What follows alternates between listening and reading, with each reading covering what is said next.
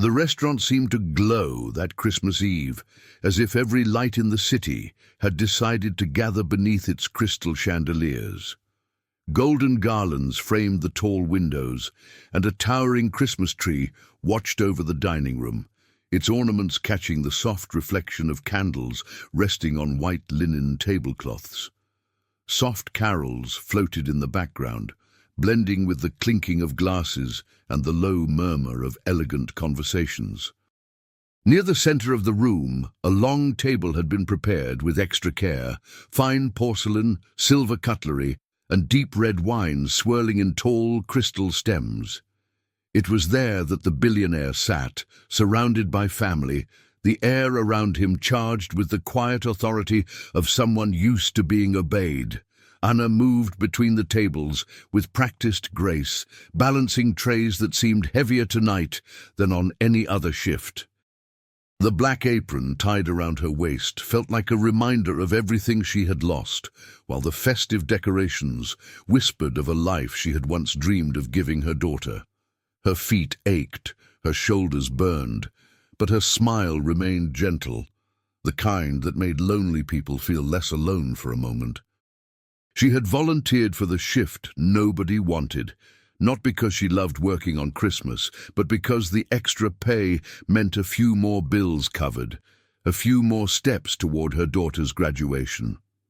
As she approached the billionaire's table, she felt every eye at that long, elegant setting turn quietly in her direction. The main course rested carefully on the tray in her hands, the steam rising in thin, fragrant ribbons. The scent was different from the dishes that usually left this kitchen, deeper, warmer, holding a promise that did not belong to the restaurant's cold perfection. It was her recipe, the one she had sworn she would never cook here, born in a kitchen that no longer existed, except in memory.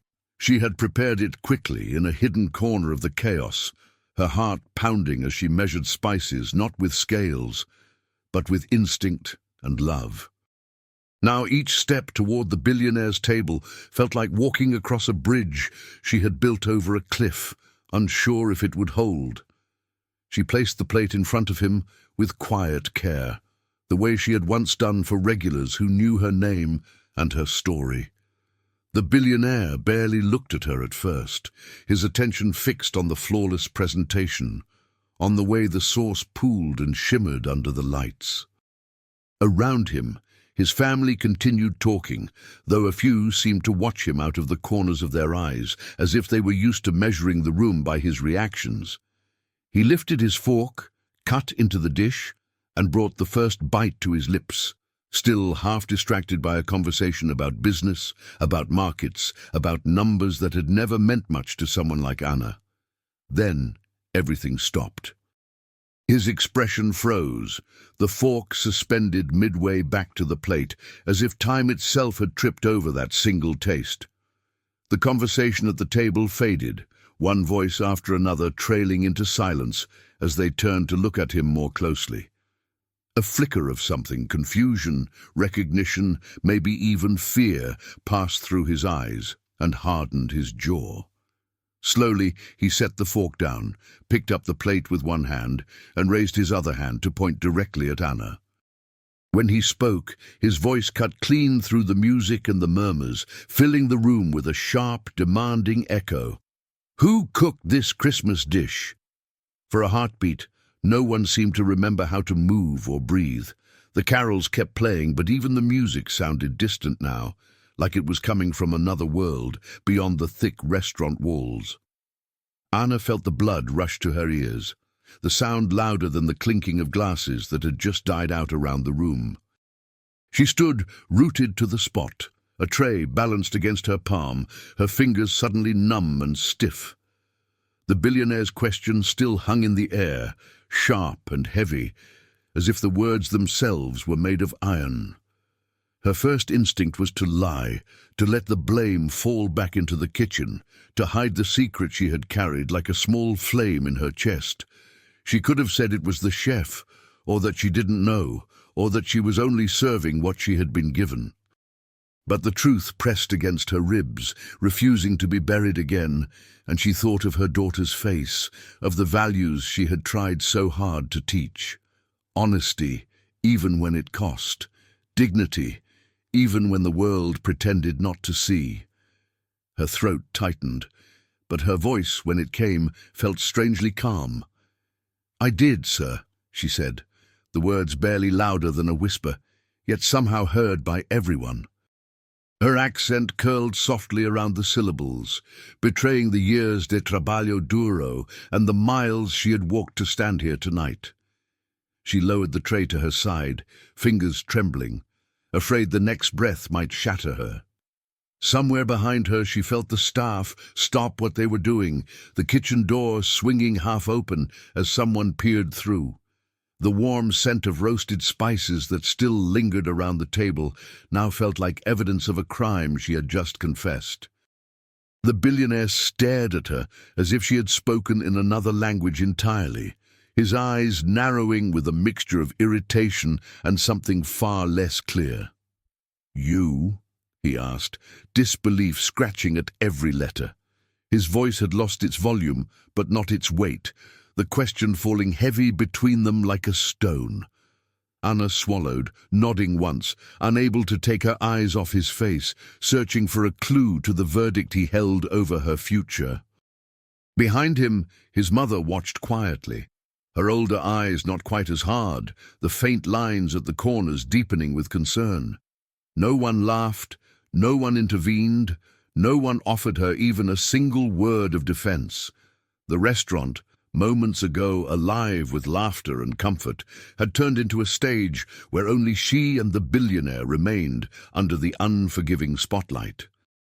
Anna felt a familiar ache rise in her chest, the same ache she had known standing outside her burned restaurant, the same helplessness that came when letters with stamps and cold signatures had closed every door. She braced herself for the humiliation she was sure would follow. A public dismissal on the one night she needed this job more than ever. And yet, instead of a sentence, the billionaire leaned forward and quietly asked, as if testing a memory that refused to fade, "What did you say your name was?" Long before the chandeliers and marble floors, Anna's world had been lit by a single row of warm bulbs strung across the ceiling of a tiny corner restaurant. The walls were painted in soft, faded colors, covered with framed photos of customers who had become almost like family over the years. The bell above the door chimed each time someone walked in, letting in gusts of street air, carrying laughter, car horns, and the distant music of the neighborhood. Pots simmered on the stove from early morning until late at night, sending out clouds of steam that smelled like tomatoes, garlic, and memories. In that little place, she was not a waitress with tired feet, but a chef with a dream and a name on the sign above the door. On most afternoons, her daughter Camilla would sit at the corner table, homework spread out beside a glass of juice and a small plate of whatever recipe Anna was testing that day. Between stirring sauces and checking the oven, Anna would lean over her shoulder, correcting math problems and tracing letters with flour-dusted fingers. Camilla laughed easily, the sound blending with the clatter of dishes and the low murmur of regulars who had learned to time their lunch breaks just to catch a smile from her. Sometimes Anna would hand her a wooden spoon and let her stir the big pot, warning her not to splash, reminding her that good food needed patience and respect. "One day," she'd say softly, "you'll be stirring textbooks instead of pots, mina figlia, but you'll always know this flavor is home." The Christmas recipe had been born there, in that small kitchen that smelled like roasted peppers and hope. It had come from Anna's aunt, a woman with strong arms and gentle eyes who believed that every hard year deserved at least one night of comfort on a plate. They had written the ingredients on a stained index card years ago, now taped to the inside of a cabinet door. Slow-cooked meat, tender vegetables, a broth with secret spices, and a final touch of citrus that lifted everything like a quiet prayer. Each December, the dish appeared on the menu for just a few nights, and the regulars waited for it, as if waiting for a familiar carol on the radio. When she cooked it, Anna felt as though her aunt was still there, guiding her hand over the flame. One winter evening, when the wind slipped through the cracks under the door, and the neon signs outside flickered against wet pavement, a stranger walked in with his coat pulled tight and his eyes cast down. He looked too thin for his tall frame, his shoes worn at the edges, his hands rough and restless, clutching a wallet he clearly feared to open. Anna noticed the way he hesitated at the menu, how he counted silently under his breath before ordering the simplest, cheapest item he could find. Without a word, she added a generous portion of the Christmas dish to his order, setting it in front of him with the quiet authority of someone who refused to let hunger win. The first spoonful changed his posture, his shoulders dropping as warmth spread through him, though he never quite met her eyes. Business was never easy, but it was theirs. Late rent notices slipped under the door, equipment that needed repair, and long nights when Anna and her aunt stayed up balancing numbers that never seemed to add correctly. Still, there was laughter, music from a small radio on the counter, and the steady rhythm of regulars who believed in them even when the bank did not. On the night everything changed, the restaurant was almost empty. The storm outside keeping customers at home, while Camilla helped stack chairs and wipe tables. Anna was in the kitchen, humming softly as she prepared one last pot of broth for the next day, when a smell reached her nose that did not belong there. Not garlic, not onions, not the comforting smokiness of roasted meat, but something darker, bitter, and growing. She frowned, lifted her head, and realized with a cold jolt that the smoke curling under the kitchen door was not from her stove at all. The fire moved faster than Anna's mind could process, a living thing crawling along the ceiling, licking at old wood and paper menus as if it had been waiting for its chance. One moment she was pushing open the kitchen door, the next she was engulfed in heat and thick black smoke that clawed at her throat. Camilla coughed somewhere near the front, her small voice calling, "Mine!" as chairs scraped and the bell above the door rang wildly. Neighbors appeared from nowhere, pulling them out into the rain-soaked street, while flames painted the windows in frantic orange. Anna stood shivering on the sidewalk, apron still tied around her waist, watching the place she had built with her own hands collapse into sparks and ash. In the days that followed, she moved through life like someone walking underwater. There were police reports and fire inspectors, questions about wiring and cause, forms to sign and statements to repeat until the words lost their meaning. She clung to the hope that insurance would be the life raft that kept them from sinking, imagining repairs, new paint, pots simmering again. But when the letter finally arrived, the language was cold and final. An issue with the policy, a technicality about coverage, a denial wrapped in polite phrases. Ina read it 3 times at the small kitchen table in their apartment, the letters blurring as tears fell, each drop a reminder that the world could be cruel without raising its voice. Months passed in a slow erosion of dignity. She sold what she could. Extra chairs, worn but beloved cooking tools, even the framed photos from the restaurant walls. Camilla grew quieter, sensing the weight her mother carried, offering to find a job herself, even though she was still too young. Anna refused, working temporary shifts wherever she could, cleaning offices at night, helping in a bakery at dawn, taking odd jobs that paid in cash and fatigue. At church, she lit candles for direction, whispering prayers more for strength than for miracles. Yet every time she saw a restaurant window glowing in the evening, her chest tightened with a mixture of longing and loss, like pressing on a bruise that had never healed. When she heard about the opening at the upscale restaurant downtown, it sounded less like an opportunity and more like a distant rumor of another life. The place had a reputation for perfection. White tablecloths, waiting lists, critics who wrote in glossy magazines. They weren't looking for a chef, only a waitress, someone to carry plates and smile. Still, The pay was steady, the tips could be good, and the name of the place carried a kind of power that might one day open other doors. Anna ironed her best blouse, pinned back her hair, and walked into the interview with her hands damp and her heart beating loud enough to drown out the music in the lobby. The manager, a man with a tight tie and a tighter smile, glanced at her resume and paused at the mention of her own restaurant. "Chef, huh?" he said, not quite hiding his surprise. She nodded, explaining in a few simple sentences what had happened, leaving out the parts that still hurt too much to say aloud. He shrugged, as if past dreams were irrelevant here. "Well, we're not hiring cooks," he said. "We're hiring staff who know their place. You serve what the chef creates. No improvising, no suggestions, no experiments. Understood?" Anna met his eyes, feeling the sting of the words, and forced herself to nod. She told herself that for now, it was enough to have a job, a uniform, and a reason to believe that one day, somehow, the scent of her own recipes would fill a kitchen again. The restaurant quickly taught Anna a new choreography, one where she moved gracefully but stayed invisible, gliding between tables like a shadow with a smile. Every fork had a precise angle, every glass a fixed distance from the plate, every napkin a fold that could not be questioned, as if the dining room were a museum and she merely a careful guard.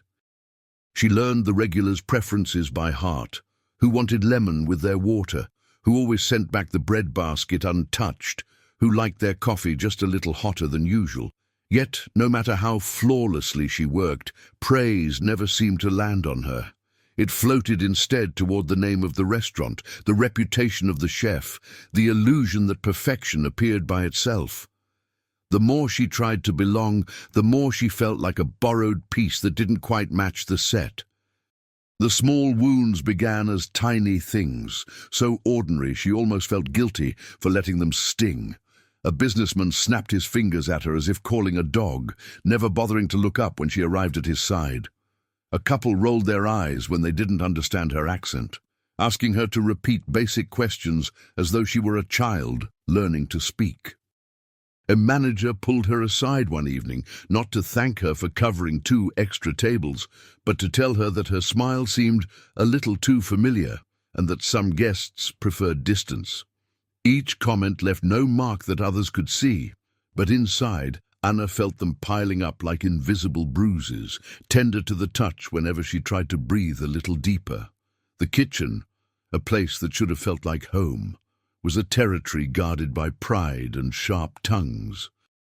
The head chef moved with the confidence of a king in his domain, his coat spotless, his knives arranged like a set of polished weapons. One afternoon, as she passed through with a tray, Anna watched him whisk a delicate sauce, seeing the moment it thickened too quickly, the heat just a touch too high. She knew the fix: lower the flame, add a small amount of stock, whisk gently until it relaxed. But the rule echoed in her mind: do not speak, do not suggest, do not interfere. When the plate came back from the dining room with a quiet complaint, the chef blamed the server who carried it, his glare sweeping over the staff until it landed on her. Anna lowered her eyes, tasting the bitter silence on her tongue, knowing she could have saved the dish if she had only dared to open her mouth. There were nights when, after long shifts, she would stand in the staff hallway, staring at her reflection in the metal surface of the service elevator.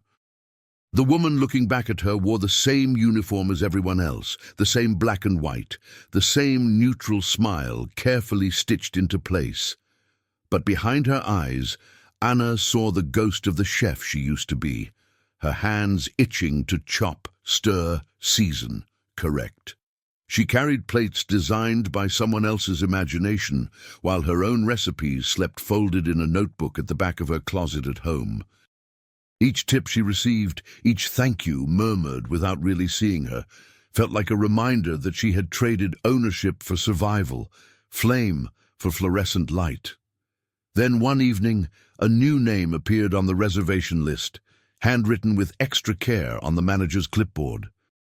It was a name that made the staff straighten their collars and smooth their aprons, a name that made the sommelier rehearse wine lists under his breath. The billionaire, whose face sometimes appeared on magazine covers near the cash register of Anna's old neighborhood. She watched the staff whisper about him in the back, describing deals and fortunes and power as if they were speaking of some distant legend. When she saw which table would be his, right at the center of the dining room, under the crystal lights, a quiet thought slipped into her chest, like a question she wasn't ready to answer yet. How much of her old life would it take to serve a man who seemed to own so much of this new one? Snow had started early that Christmas Eve, brushing the city in a quiet white that made everything outside the restaurant look softer, gentler, almost holy. Inside, though, the air was anything but calm. The dining room glowed brighter than ever, every table full, every candle lit, every server moving just a little faster than usual. Laughter rose and fell like a tide, and glasses of champagne sparkled as if celebrating more than one kind of miracle. In the middle of it all, Anna felt the weight of the night pressing between her shoulder blades, the knowledge that one mistake on Christmas Eve could cost more than just a complaint. It could cost a future she was still trying to believe in. Back in the kitchen, the mood was closer to a battlefield than a celebration. Orders flew in rapid bursts, printers spitting out tickets that curled like white ribbons on the pass. Pans clanged, oil hissed, and the head chef barked commands that cut through the steam and noise. "Table 12, 2 lamb, 1 salmon, 3 of the Christmas special, move!" he shouted, snapping his fingers at anyone who moved too slowly. The Christmas dish, the centerpiece of the night's menu, was supposed to be his masterpiece, the one that would have critics writing about comfort elevated to luxury. But as the minutes ticked by, the pressure began to crack even his practiced rhythm. Anna stepped into the kitchen to pick up an order just in time to see the disaster unfold. The line cook responsible for the Christmas dish was juggling too many pans at once, his face red, his hands shaking slightly as he tried to keep up.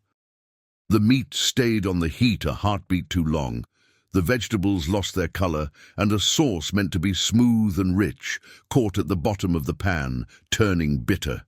When the plates reached the pass, perfectly arranged but overcooked and lifeless, the chef's face darkened. "This is garbage," he snarled, sweeping one plate aside so hard the sauce splattered across the counter. "We don't have time to start over. Fix it. Do something. Now." For a moment everyone froze, then scrambled, adding a garnish here, an extra spoon of sauce there, trying to dress up what they all knew was wrong. Anna watched, her heart beating faster for reasons that had nothing to do with her tray. The smell was wrong. It lacked the depth, the warmth, the quiet story a true Christmas dish should tell. In her mind, she saw a different pot, in a different kitchen, with her aunt humming and stirring, teaching her that some recipes carried more than flavor. They carried memory and courage and the stubborn refusal to give up. The urge rose in her like a tide, to step in, to correct, to save the plate before it reached the table where the billionaire sat expecting perfection. She knew the rules.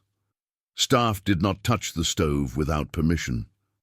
Servers did not alter dishes, did not question, did not dare to think they knew better, but tonight those rules felt like a wall between her and the woman she once was. Anna glanced at the clock, then at the chaotic line where no one seemed able to spare a second, much less start from scratch. Quietly, almost without realizing how her feet had decided, she moved to an empty station at the far end of the kitchen. Her hands found the ingredients as if they had been waiting for her. The cut of meat, the vegetables, the broth, the spices she could have measured with her eyes closed. With every slice and stir, the noise of the kitchen fell away, leaving only the steady rhythm of her own heartbeat and the memory of her aunt's voice saying, "Cook like you're praying." When she was done, A small row of plates stood on the counter, steam rising in gentle ribbons, carrying a scent that did not belong to this restaurant, and yet somehow belonged to this night. The head chef, too busy shouting over another order, didn't notice as she wiped the rims, checked the seasoning one last time, and slid the plates toward the pass. "Table 12, Christmas special, ready," she said softly, her voice almost swallowed by the noise. A server grabbed the plates and disappeared toward the dining room, unaware of the risk that had just been taken. Anna stepped back, suddenly aware of the rule she had shattered, of the line she had crossed that could cost her everything. As the doors swung closed behind the departing dishes, she pressed a hand against her chest and whispered to herself, not sure if she was asking God or fate or the memory of her aunt, "Please, just let them enjoy it. Let no one ask who cooked it." Anna's name still hung between them when the first ripple of tension spread through the room, like a shiver under the fine white tablecloths. "Anna," the billionaire repeated slowly, testing the sound as if he were trying to match it to a memory he couldn't quite see. The guests at nearby tables had fallen into that charged hush people wear when pretending not to stare. Christmas carols played on, but now they felt strangely out of place, cheerful notes skating over an air that had turned heavy and brittle. Anna stood with her hands clasped in front of her apron, wishing she could shrink into the folds of the fabric and vanish. The spell broke when the head chef burst through the kitchen doors, his face flushed, his usually pristine coat stained faintly with the chaos of the night. He walked straight toward the billionaire's table, his eyes already searching for a culprit.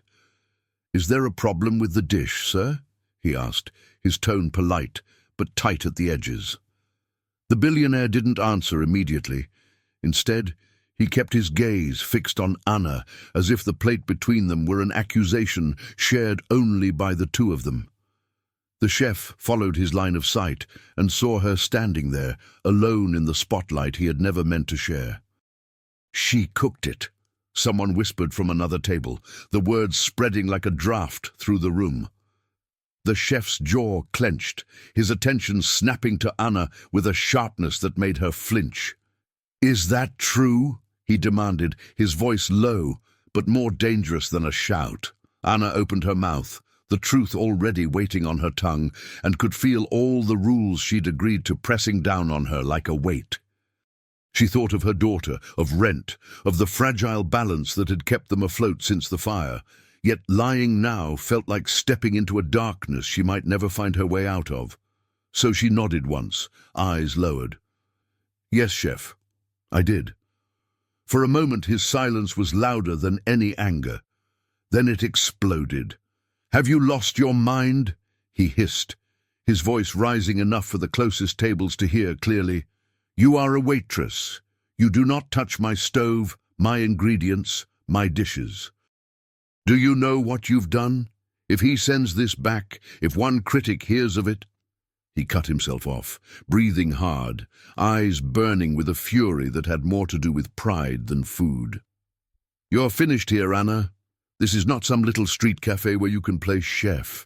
His words struck her like slaps in front of strangers, dressed in silk and cashmere. Her face burned, her throat tightened, but she stood very still, refusing to let her shoulders fold, even as something inside her crumbled. "Take off your apron and leave the floor," the chef said at last, each word distinct, the final verdict delivered in the middle of clinking crystal and gleaming silver. A murmur swept through the restaurant, part scandal, part curiosity, like a wave moving from table to table. Anna's fingers fumbled at the knot behind her back, the fabric of her apron suddenly feeling heavier than ever, as if it carried every hour she had worked, every hope she had pinned to this place. She laid it over her arm, her vision blurring at the edges, and turned slightly as if to go. It was then that the billionaire, silent until now, lowered his gaze once more to the plate in front of him, lifted his fork, and took a second bite of the dish she had made. As the flavors unfolded on his tongue, his hand trembled, his face lost its color, and he whispered something under his breath. just soft enough that no one, not even Anna, could hear.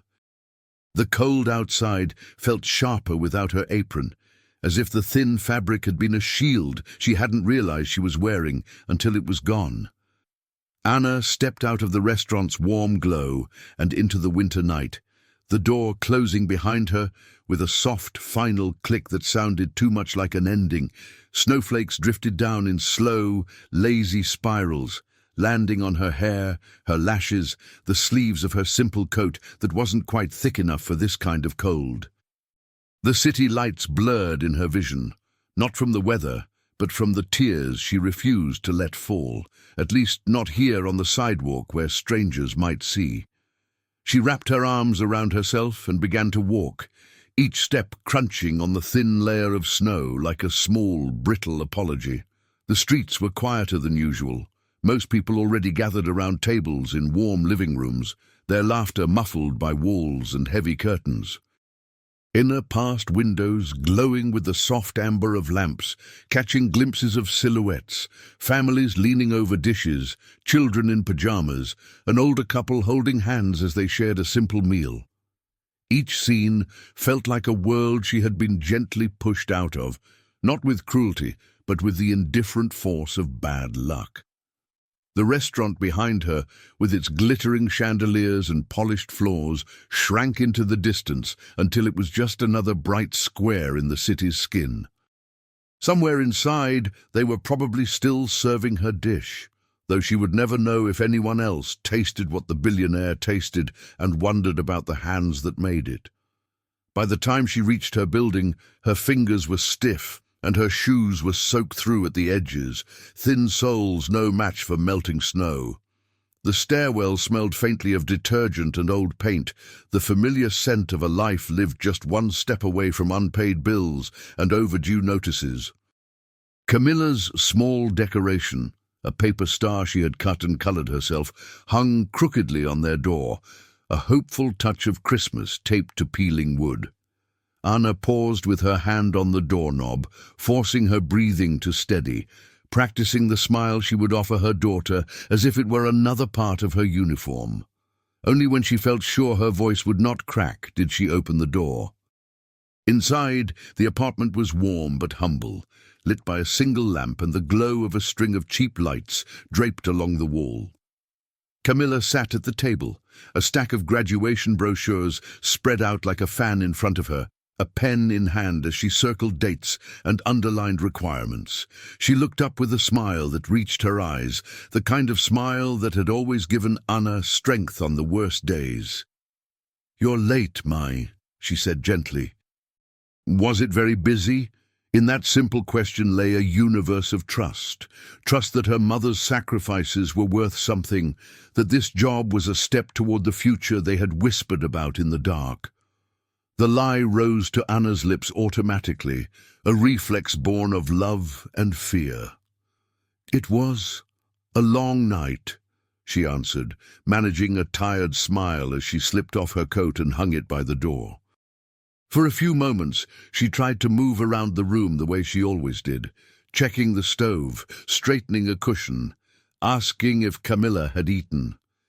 But her hands shook just enough for her daughter to notice, and her eyes kept drifting to the empty corner where their small tree would have been if there had been enough money this year.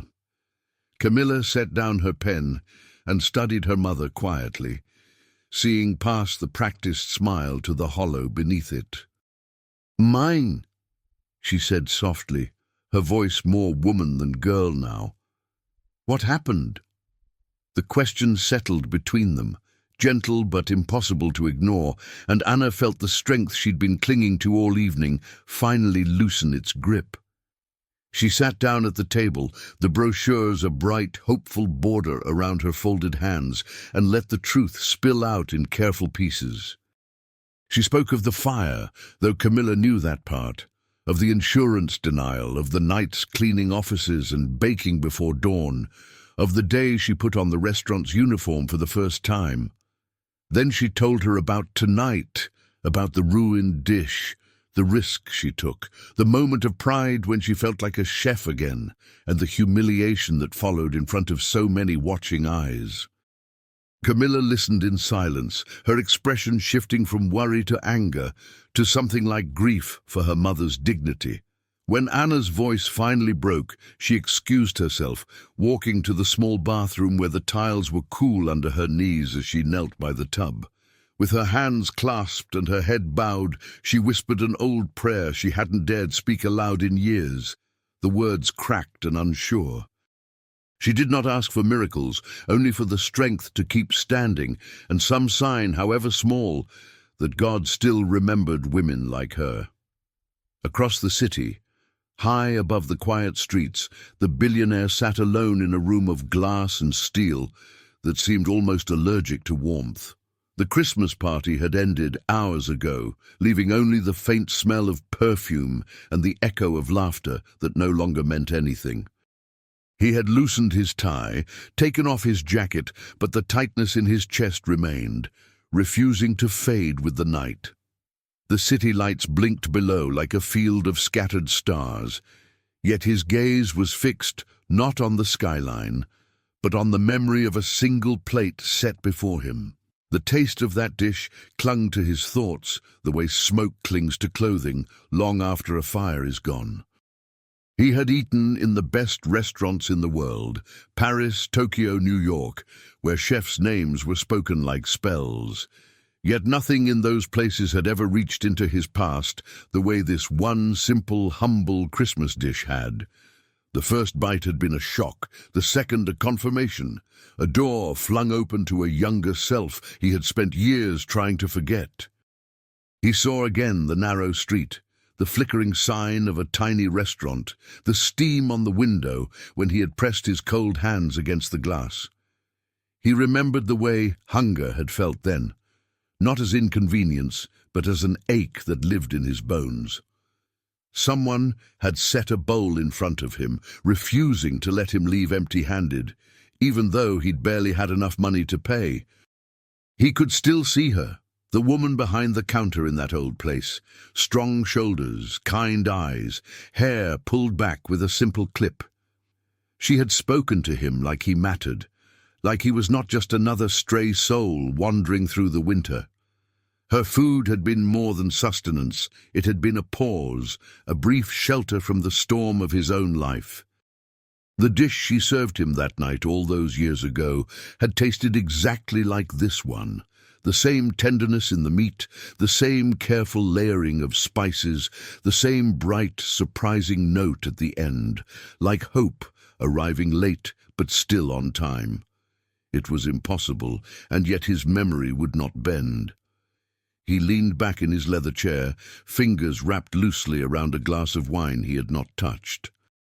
For the first time in a long while, his wealth felt strangely small in the face of a debt that had never been paid. The waitress, Anna, had stood in front of him with fear in her eyes, but there had been something else there too, something he recognized only now, pride in the work of her own hands. He replayed her confession, the humiliation she endured under the chef's anger, the way she had stayed standing even as her future crumbled in front of a room full of strangers. The memory gnawed at him, not as irritation, but as guilt sharpened by truth. With a sudden decision, he set the untouched wine aside and reached for his phone. The hour was late, but his assistant answered quickly, years of habit teaching him that when the boss called, you picked up. His voice was quieter than usual, stripped of its usual impatience, yet it carried a new, undeniable urgency. He asked for the restaurant's personnel file, for everything they could find on the waitress named Anna, where she had worked before, where she lived now, why someone with hands like hers was carrying plates instead of crafting menus. When he ended the call, the room felt different, as if a door inside it had been opened to the cold night air. He did not yet know what he was going to do, only that he could no longer pretend that this taste or this woman did not matter. Morning came to the restaurant with the same ritual polish as always. Glasses shined, cutlery aligned, menus straightened, but beneath the surface, the air was different. The staff whispered in corners, their voices low as they traded fragments of the story from the night before, each version a little more dramatic than the last. Some said Anna had screamed, others that she had begged, though those who had really watched knew she had simply stood there, hurt and proud, as her apron was taken from her. A few servers missed her already, not just for the extra hands, but for the way she had made long nights feel less heavy with a quiet joke or a gentle smile. No one admitted it aloud, but the place felt colder without her, even with the Christmas lights still glowing along the walls. When the billionaire walked back through the door that afternoon, hours before the first dinner guests arrived, his presence sent a fresh wave of tension through the staff. He was not dressed for a meal this time, no entourage, no reservation, just a dark coat, a thoughtful expression, and a silence that made managers straighten their jackets nervously. The head chef wiped his hands on his apron and approached with a rehearsed apology forming on his lips, ready to defend his kitchen and his pride. But the billionaire barely looked at him. His gaze drifted instead across the dining room to the table where he had sat the night before, then toward the bar, as if searching for something he'd left behind. When he finally spoke, his question caught everyone off guard. "Where is the waitress from last night?" he asked. "Where is Anna?" The manager cleared his throat, explaining in careful, neutral words that Anna was no longer with them, that her behavior had violated policy, that the restaurant maintained strict standards. Each phrase sounded smaller the more he spoke, shrinking against the weight of the billionaire's quiet attention. The man listened without comment, but the set of his jaw tightened, and his eyes darkened with a disappointment that had nothing to do with service. He turned away from the explanation halfway through, walking slowly toward the bar, as if his feet were following a path his mind had already traveled. There, tucked behind a row of polished bottles, a framed photograph leaned against the wall, its colors faded but still clear enough to tug at a buried thread in his memory. He picked up the frame carefully, wiping a thumb across the glass to remove a thin layer of dust. The image showed a small, humble storefront, its sign hand-painted, its door propped open to welcome whoever might wander in from the street. Two women stood in front of it, an older one with strong arms and kind eyes, and a younger one, smiling shyly, her arm around a little girl who held a wooden spoon like a prize. Behind them he could see the faint outline of curtains he remembered, the shape of tables he had once sat at when the world felt too heavy and his pockets too light. The restaurant from his past, the one that had fed him when he had almost nothing, stared back at him from the frame, stitched now into the glossy wall of this expensive place like a forgotten signature. Without waiting for permission or explanation, he set the photograph back down and thanked the stunned staff with a brief nod. Then he walked out, the manager following him a few steps, asking if everything was all right, if there had been a problem with the meal after all. "The problem," the billionaire said quietly, pausing at the door, "is that I didn't ask the right questions soon enough." Outside, the snow had started again, dusting the sidewalks and softening the noise of the city. He slid into the back seat of his car and gave his driver an address, pulled from a memory half buried, under decades of success and distance, a neighborhood he had not returned to since the days when he'd counted coins just to buy a bowl of something warm. As the car rolled away from the glittering streets of downtown and into narrower roads, lined with aging buildings and small shops, the billionaire watched the scenery change, with a tightness in his throat he hadn't felt in years. The shining facades gave way to cracked sidewalks and paint peeling from brick walls, Christmas decorations hanging in windows that had seen too many winters. When they finally turned a familiar corner, the car slowed, and he knew, even before he saw it fully, that he had arrived. Where there had once been the warm glow of a tiny restaurant, there was now a charred shell, windows boarded up, walls scarred by fire and time. He stepped out into the cold, standing in front of the ruins of the place that had once kept him from giving up, and for a long moment he simply stared, his breath rising in small clouds.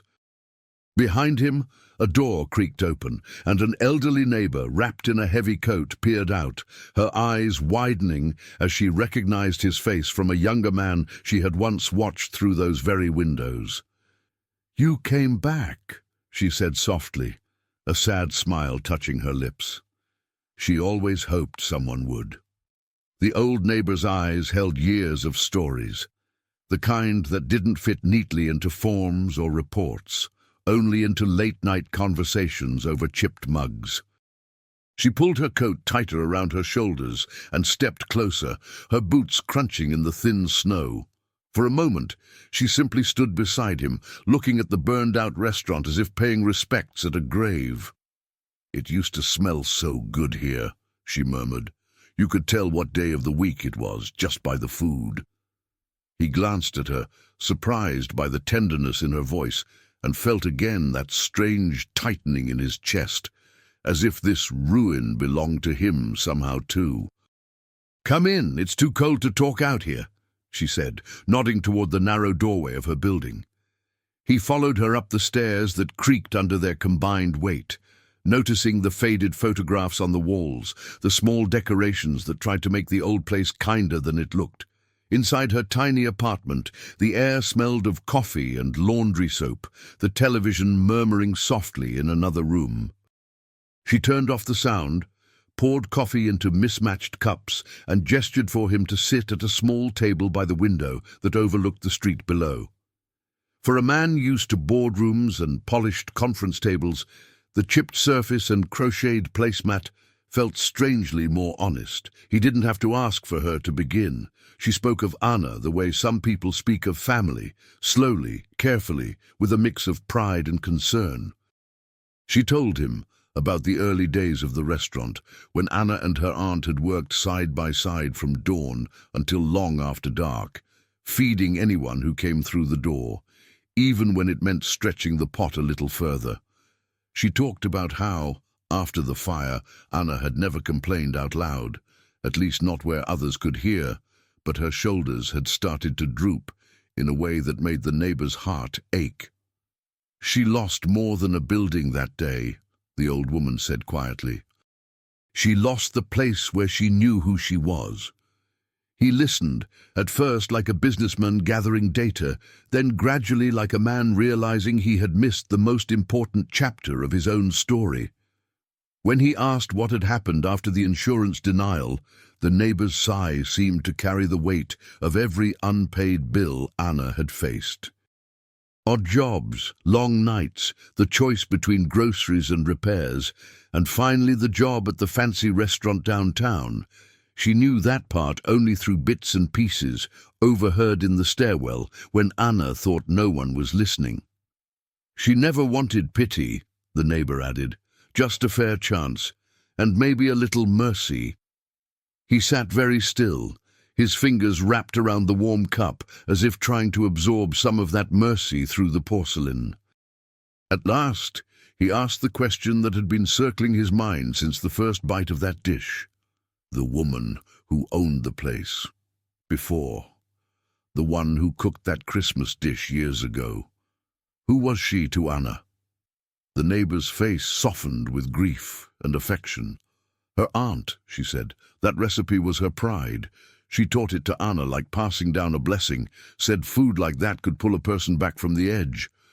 The words struck him like a bell ringing in a quiet church. The woman who had once fed him when he had nothing, the woman whose kindness had kept him from giving up, lived on in the hands of the waitress he had watched be humiliated and cast out. The debt he had never repaid had a new name now, and it burned in his conscience far hotter than the embers in those ruined walls outside. He set the cup down with deliberate care, as if any sudden movement might break the fragile thread connecting past and present. "Do you know where she lives?" he asked, his voice low but steady, no longer the tone of a man used to being served, but of someone finally ready to serve in return. The neighbor studied him for a long moment, as if weighing his soul against the years she had watched Anna struggle. Then she reached into a small drawer, pulled out a scrap of paper, and wrote down an address with slow, careful strokes. When she slid it across the table, his fingers closed around it with a sense of purpose that surprised even him. He rose from his chair, thanked her with a sincerity that needed no extra words, and stepped back out into the winter air, carrying in his pocket not just an address, but the beginning of a decision that could change the course of 2 lives before this Christmas was over. Inna was rinsing rice in a small metal pot when the knock came, soft but insistent, as if whoever was at the door was unsure they should be there at all. The apartment was filled with the modest smell of garlic and onions warming in oil, the beginning of a simple dinner she hoped would stretch for 2 nights. Camilla sat at the table, flipping through her notes, the corners of acceptance letters peeking out from beneath her books like shy smiles. For a moment, mother and daughter shared a glance, each silently asking the other if they were expecting anyone.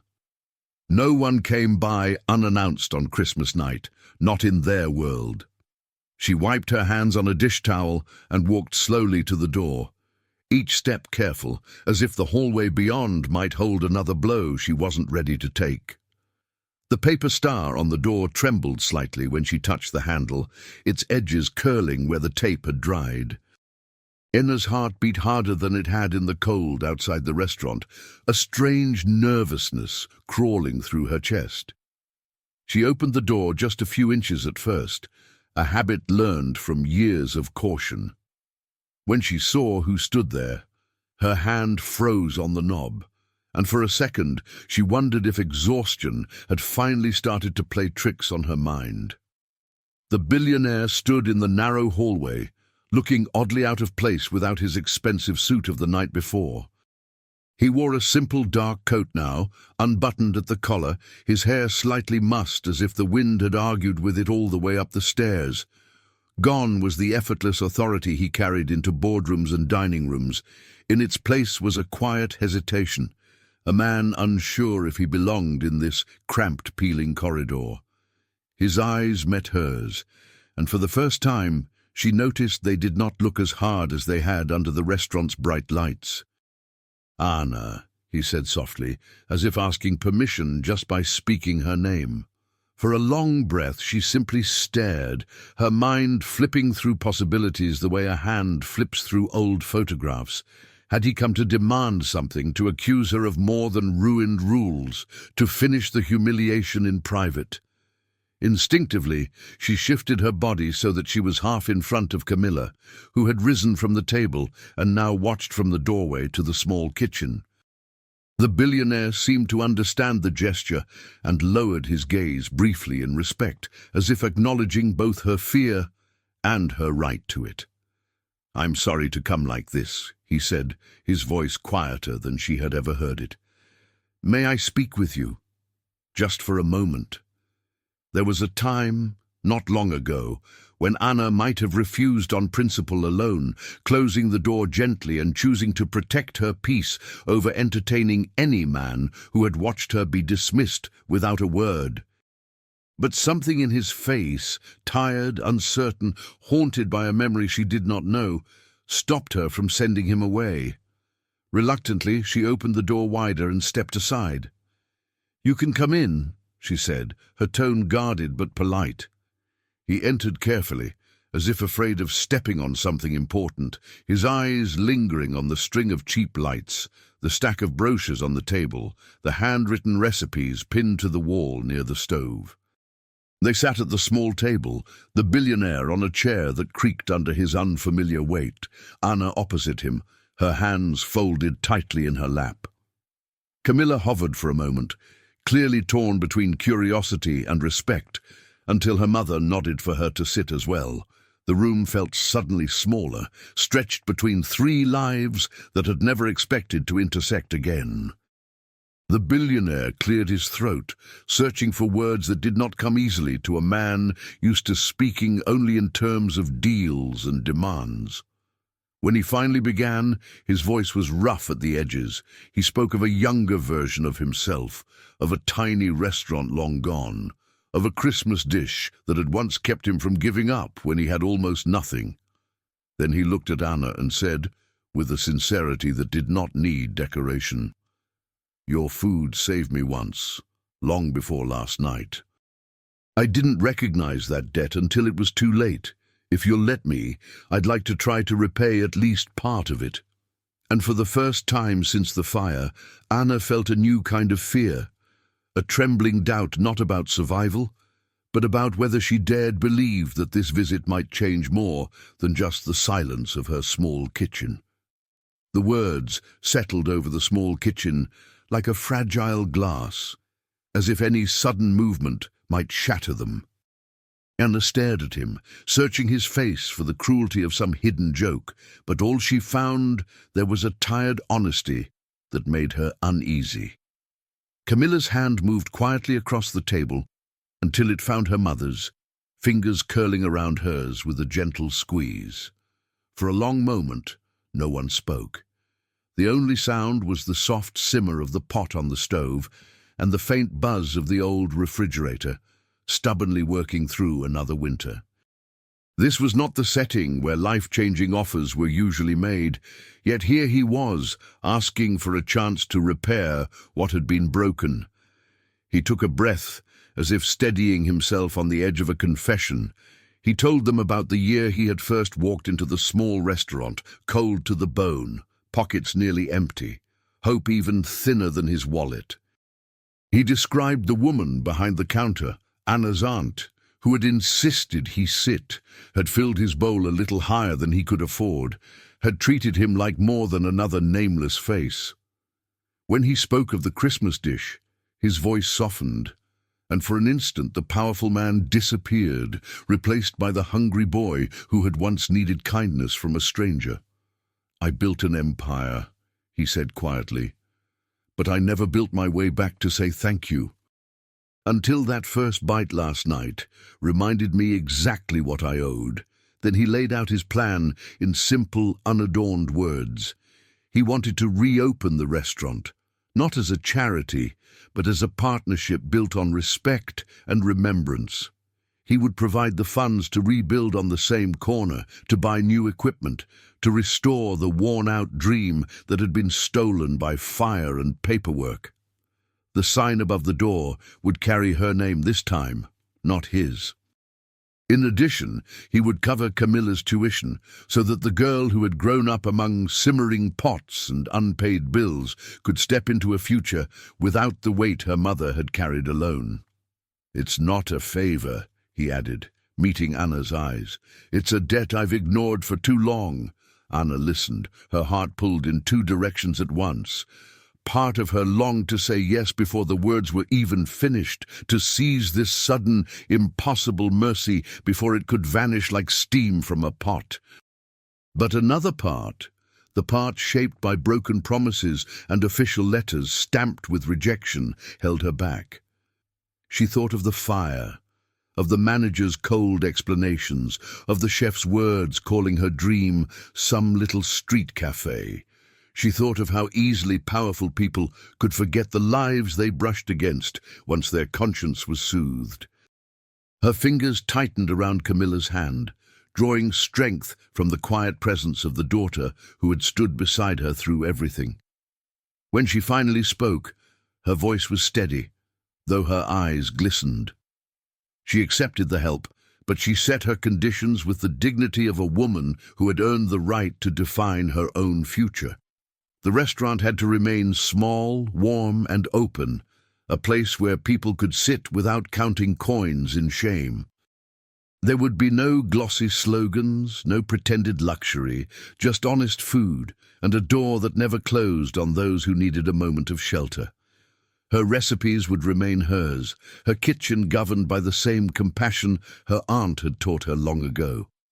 The billionaire listened without interrupting, then nodded, as if relieved to see that the flame in her had not gone out. Later that week, he asked her to meet him once more at the luxury restaurant where everything had fallen apart.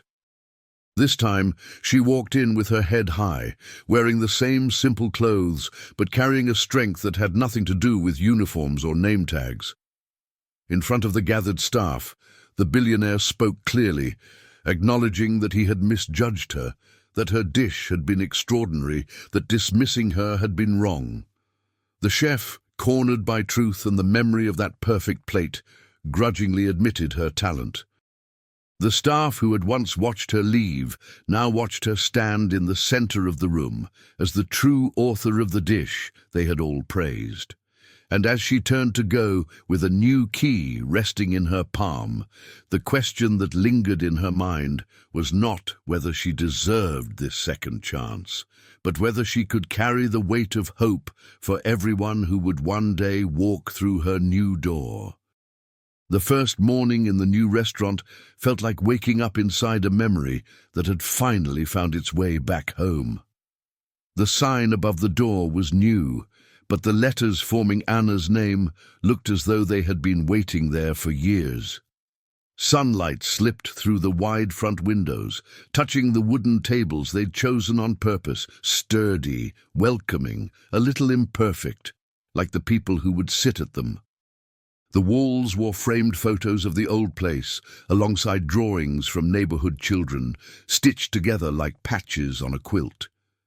As she turned on the lights and heard the low hum of the refrigerators, Anna felt a quiet joy rise in her chest, not noisy or triumphant, but deep and steady, like a heartbeat finally finding its rhythm.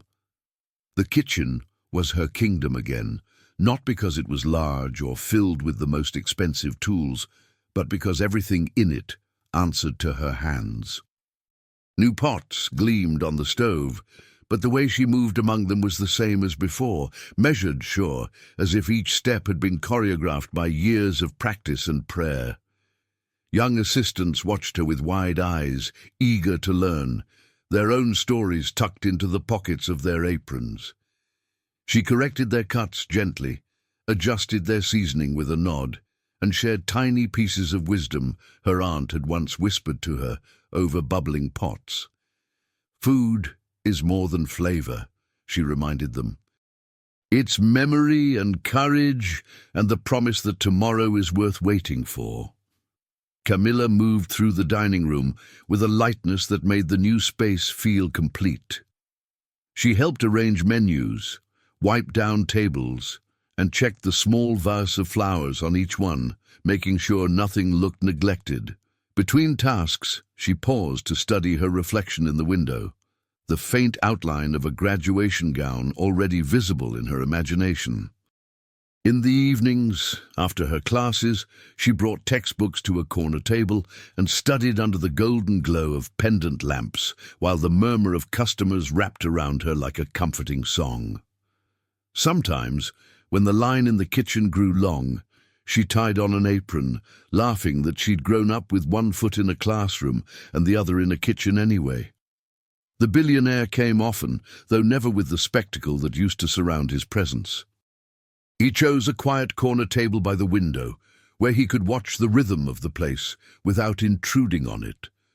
Sometimes he brought documents to read, sometimes nothing at all, just an open face and a pair of hands that no longer seemed afraid to rest.